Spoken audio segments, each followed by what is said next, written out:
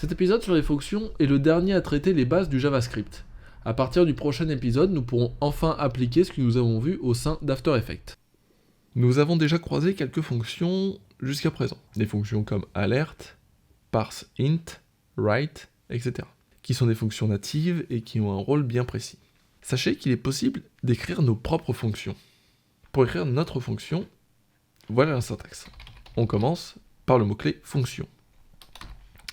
Puis le nom de notre fonction, ses arguments,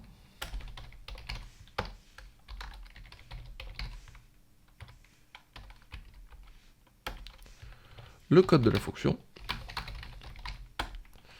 et on ferme le crochet. Le premier mot-clé, function, nous permet de déclarer la fonction. Et il marche exactement comme le mot-clé var pour définir les variables. Ici donc, ma fonction est le nom de notre fonction. Vous pouvez lui donner le nom que vous souhaitez.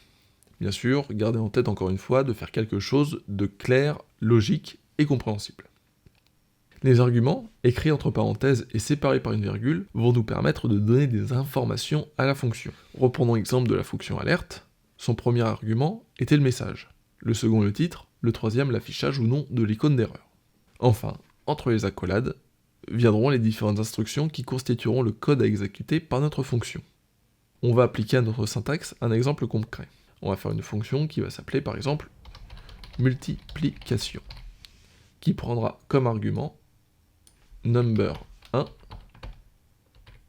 number 2. On souhaite que notre fonction affiche une boîte de dialogue avec le résultat de la multiplication, n1 fois n2. Écrire ça ne suffit pas. Si on laisse notre fonction telle qu'elle, lors de l'exécution du code, il ne va rien se passer. Pour lancer notre fonction, il faut l'appeler multiplication, de la même manière qu'on écrirait alerte par exemple. Entre arguments, entre parenthèses, on viendra mettre les arguments. Mon premier number, virgule, mon second number. Maintenant, si on lance notre script, le fait d'appeler ici la fonction multiplication va exécuter le code qui se trouve à l'intérieur. Ici, on a bien alerte de script, résultat 40. Grâce à ce petit exemple, on peut facilement imaginer la puissance des fonctions et leur intérêt. Bien sûr, on ne va pas se contenter de faire une fonction de multiplication, ça ne sert strictement à rien. Sachez qu'il est possible de retourner une valeur directement issue de la fonction, comme c'était le cas avec les fonctions natives prompt ou parsefloat par exemple. Pour cela, nous allons utiliser au sein du code de notre fonction une instruction qu'on va découvrir qui s'appelle l'instruction return, suivie de la valeur à retourner. On va retirer ici notre boîte de dialogue et on va écrire return, et on va refaire notre multiplication, n1 multiplié par n2. Ici, l'exécution de notre fonction va nous retourner une valeur. On peut donc écrire alerte, multiplication, 2, 3 par exemple. Hop.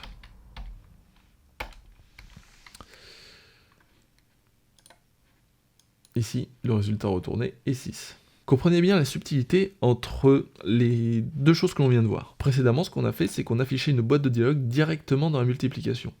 Et donc le fait, dans la fonction. Et donc le fait d'appeler la fonction nous lançait une boîte de dialogue. Alors qu'ici, la fonction nous retourne simplement un chiffre. C'est très important. Il nous sera donc tout à fait possible de stocker la valeur issue de la fonction dans une variable. Si on écrit result, il faut d'abord définir la variable var result égale multiplication 2, 3. Et qu'on affiche notre résultat. Le résultat affiché est bien 6. Pour revenir à ce que je disais tout à l'heure, à ce que je disais précédemment, si ici on retourne le return, la fonction n'aura plus pour but de nous renvoyer une valeur. Ainsi, si je lance l'exécution du script, on aura le résultat undefined, parce que l'exécution se sera faite, mais on ne demande pas à la fonction de nous extraire une valeur. Donc l'instruction return est vraiment très importante. Sachez que l'instruction return mettra fin à l'exécution du code de la fonction. Si vous avez des instructions à la suite d'un return, elles ne seront tout simplement pas prises en compte. Si j'écris ici une boîte de dialogue, je peux écrire ce message ne s'affichera jamais, car on a l'instruction return qui se trouve ici. On peut essayer. On a bien le résultat 6, et c'est tout. Return stop l'exécution du code. De plus, si vous ne spécifiez aucune valeur après return, on aurait à l'heure de script undefined, parce qu'il va bien faire la multiplication, mais ne retourner aucune valeur. Enfin, sachez qu'on ne peut retourner qu'une valeur par itération de fonction. On pourrait par contre éventuellement tricher en utilisant les tableaux, array, vus précédemment pour y stocker différentes valeurs. Pour le plaisir, on va aller un petit peu plus loin, et on va réaliser une fonction qui va nous calculer l'aire d'un cercle. Pour cela, on définit d'abord la fonction. Fonction R cercle, qui prendra comme argument le rayon du cercle, que l'on va demander à l'utilisateur de renseigner. On ouvre les crochets, on ferme les crochets, et donc le code sera de calculer notre rayon. Pour cela, on va stocker le résultat de l'opération dans une variable. On va donc écrire var result égale math.pi, qui est une fonction native de JavaScript, tout simplement le chiffre pi, qu'on va multiplier par rayon au carré.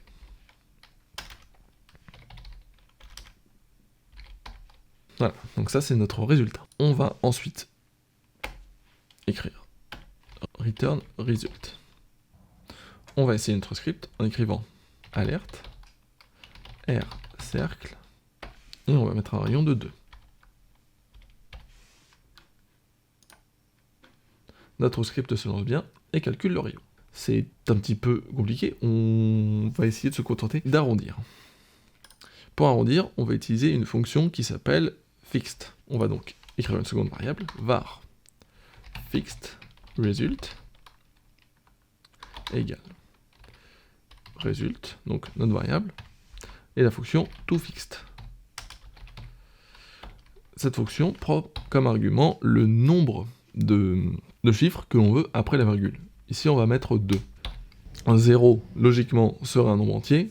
1 serait un nombre à virgule avec un chiffre. 2 avec 2 chiffres, etc. Si on relance notre fonction après avoir remplacé par fixed result ici, on aurait bien 12,57, arrondi au-dessus.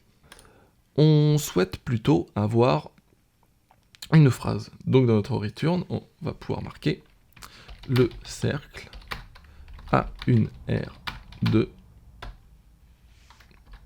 plus fixed result plus centimètres carrés. Maintenant, si on lance notre fonction, le cercle a une aire de 12,57 mètres carrés. Maintenant, ce qu'on souhaite, c'est demander à notre utilisateur quel est le rayon du cercle en centimètres. Pour cela, on va utiliser notre fonction prompt. En message, on va lui demander quel est le rayon du cercle en centimètres. En second argument, c'est la valeur par défaut, on va y mettre 0. Et en titre, on va mettre calcul de l'aire d'un cercle. On va stocker le résultat de ce prompt dans une variable. On va marquer var rayon utilisateur égale prompt. Si vous vous souvenez bien, la fonction prompt nous retourne une valeur de nature string. On va donc marquer ici rayon utilisateur string. Puis on va convertir cette donnée var rayon utilisateur en valeur number. Donc parse float rayon utilisateur. Ainsi, si on écrit R du cercle ici, rayon utilisateur, on devrait avoir la valeur renseignée par l'utilisateur de le cercle a une aire de not number centimètres carrés. Alors, pourquoi? Ah oui, c'est tout à fait logique. Parse float string. Parce qu'ici, la valeur qu'on veut parser, c'est cette valeur ici. Ce qui est logique.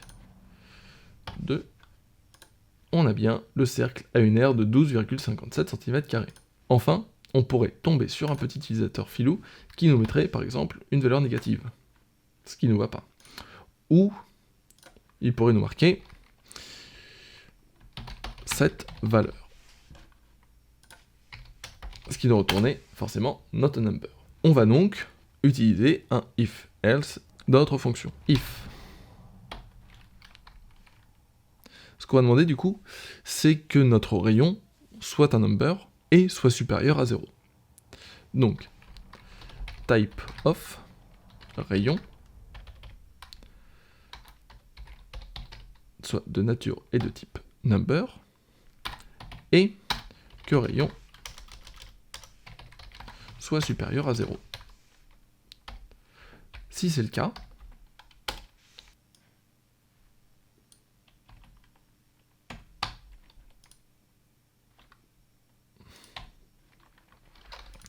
donc si notre rayon est bien un number et que notre rayon est supérieur à 0, on va lancer ce bout de code. Sinon, on va renvoyer une autre valeur qui sera return, petit problème d'espace, merci de renseigner un nombre positif.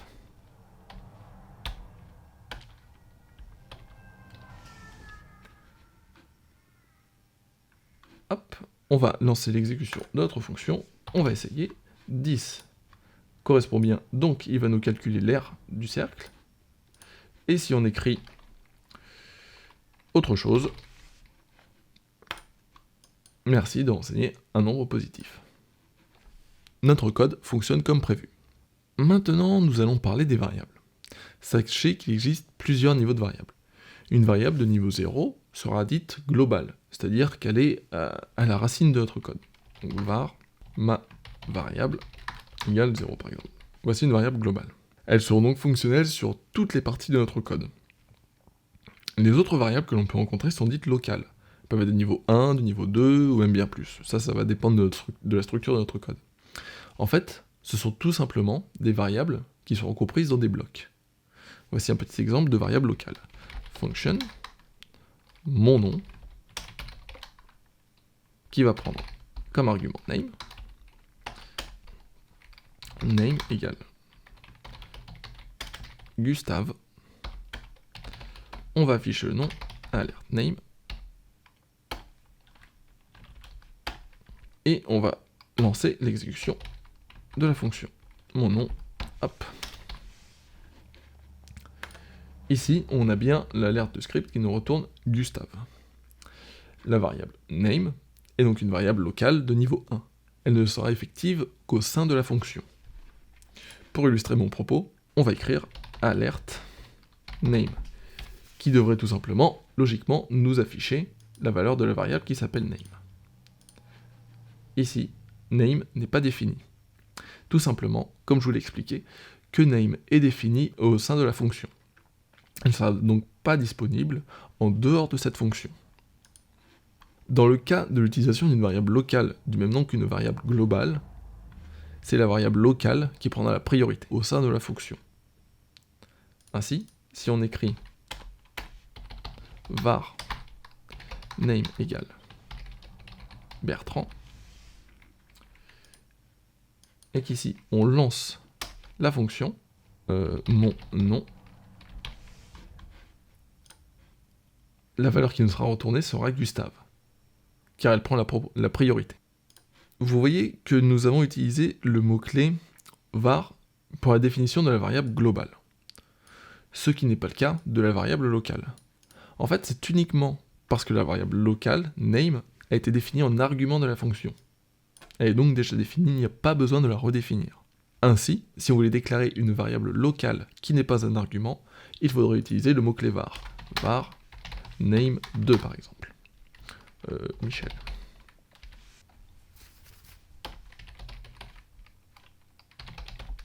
Bien sûr, ce qui est logique, c'est que ici, ma variable name, étant donné que cette alerte n'a aucun rapport avec la fonction, la variable name ici prendra le nom Bertrand.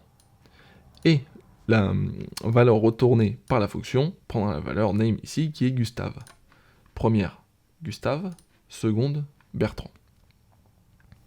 Alors voilà pour les fonctions. On aurait pu aller plus loin dans les explications et voir des choses supplémentaires comme les fonctions anonymes par exemple, mais je vous laisse faire les curieux et vous renseigner. Cela vaut pour toutes les choses que nous avons vues jusqu'à présent. Nous avons fait le tour des bases du JavaScript, et vous avez maintenant assez de connaissances pour qu'on puisse l'utiliser au sein d'After Effects. Avant de conclure, je voulais vous parler d'une instruction qui n'est pas vraiment considérée comme une instruction basique du JavaScript, mais que vous trouverez certainement très utile. Il s'agit de l'instruction try-catch. Cette instruction va regrouper toutes les instructions à exécuter et nous retourner une réponse si une de ces instructions provoque une exception. On va surtout l'utiliser pour débugger notre script et trouver d'où vient une erreur. Typiquement, si on appelle une fonction qui n'existe pas, ma fonction. ExtendScript Toolkit va nous renvoyer l'erreur en nous disant que ma fonction n'est pas une fonction. Tout simplement. On s'en rend bien compte que cette erreur provoque l'arrêt du script. Si, à la suite, j'écrivais une boîte de dialogue, la boîte de dialogue n'est pas affichée. Pour pouvoir gérer notre erreur, on va donc utiliser le try-catch. Donc pour cela, try, ouvrez le crochet, ma fonction, on ferme le crochet, catch, error,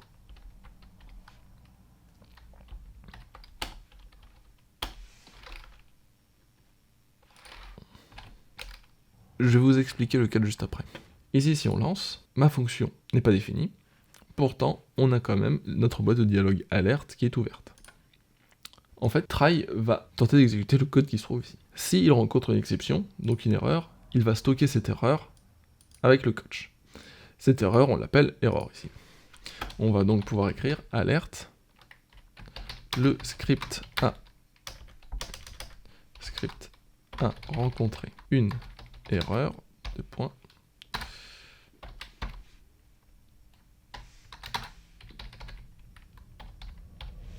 Alors, qu'est-ce que j'ai fait ici? J'ai tout simplement affiché une boîte de dialogue avec la phrase « Le script a rencontré une erreur ». Ça, on ne l'avait pas vu jusqu'à présent. Anti/n va tout simplement permettre de sauter une ligne. Plus error, donc on va venir afficher l'erreur qui a été enregistrée. Si on lance l'exécution du script, on voit bien qu'on a une première alerte. Le script a rencontré une erreur, donc qui est notre phrase ici. Saut de ligne, erreur de référence. Ça, c'est le titre de l'erreur. Ma fonction n'est pas une fonction. Et ensuite, on a bien l'exécution de notre boîte de dialogue à la suite.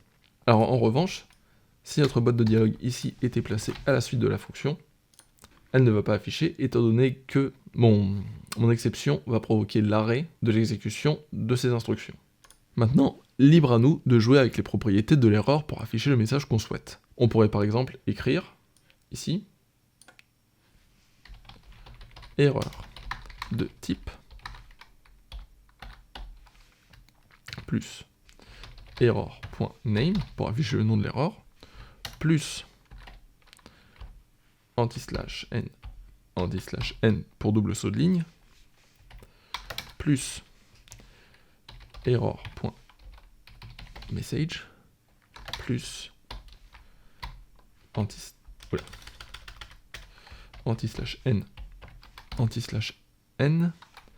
à la ligne.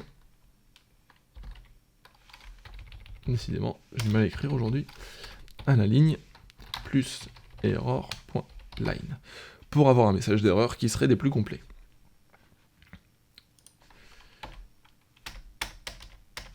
On va essayer. Erreur de type référence error. Ma fonction n'est pas une fonction. À la ligne 2. Et on voit bien, donc, que notre problème vient de la ligne 2. Voilà, c'est une fonction try-catch qui peut être vraiment très très utile pour vous permettre de débugger votre script. Voilà, nous arrivons sur la fin de ce chapitre. Je vous invite vivement à aller sur le site développeur de Mozilla, sur lequel vous trouverez tout un tas d'informations sur le JavaScript. Vous pourrez approfondir vos connaissances et surtout l'utiliser comme support de développement. Si on prend comme exemple l'Array, pour lequel je vous conseille de venir faire un tour déjà sur ce site, on peut voir ici la page consacrée à l'objet Array, avec tout un tas d'exemples. Toutes les méthodes qui sont applicables, les propriétés, etc. Vous pouvez faire les curieux, Par exemple, le push, qu'on a vu tout à l'heure. La méthode push ajoute un ou plusieurs éléments à la fin d'un tableau et retourne la nouvelle taille de tableau, avec plusieurs exemples. Voilà, vous aurez vraiment tous les éléments dont vous aurez besoin pour approfondir vos connaissances. Je vous conseille également ce site, qui sera votre petite mine d'or pour le développement de scripts pour After Effects. Vous verrez, pendant le prochain épisode, on va beaucoup l'utiliser. C'est le site qui regroupe toutes les informations dont vous aurez besoin. Vous pouvez d'ores et déjà le mettre en favori, car vous irez dessus à chaque fois que vous voudrez faire un script, ça c'est sûr. Vous trouverez une seule page qui vous intéressera pour le moment, et qui sera celle-là, qui sont les bases du JavaScript, que vous pourrez commencer à comprendre. Vous y retrouverez notamment les différents opérateurs, etc.